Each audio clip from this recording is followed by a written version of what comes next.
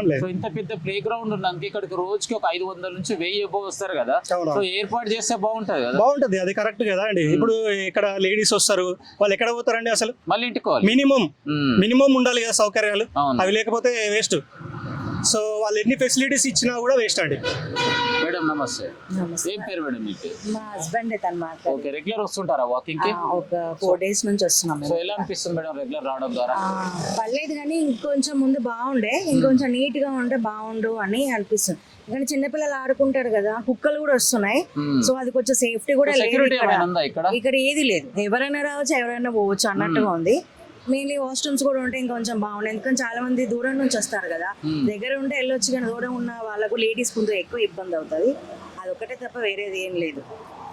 So right, ఏది ఏమైనా GHMC సర్కిల్లో బడంపేటలో ఏర్పాటు చేసినటువంటి సిరిపురం యాదయ్య ప్లే గ్రౌండ్ లో వాకింగ్ ట్రాక్ కి సంబంధించి మొత్తం దుమ్ము ధూళితో నానా ఇబ్బందులు పడుతున్నారు. అదే విధంగా ఇక్కడ మూత్రశాల మాత్రం లేదు, మూత్రశాల లేక చాలా మంది ఇబ్బంది పడుతున్నారు. దయచేసి ఇప్పటికైనా అధికారులు స్పందించి ఏదైతే ప్రజలు కడుతున్నటువంటి ట్యాక్స్ డబ్బులతోటి మీరు డెవలప్మెంట్ చేస్తున్నారు కాబట్టి దయచేసి వాకింగ్ ట్రాక్ కావచ్చు, తాగడానికి వాటర్ కావచ్చు, లేదా వాష్రూమ్స్ కావచ్చు ఏర్పాటు చేస్తే బాగుంటుంది అని చెప్పేసి డిఎస్కే న్యూస్ ఛానల్తో వాళ్ళ ఆవేదన తెలియజేయడం జరిగింది.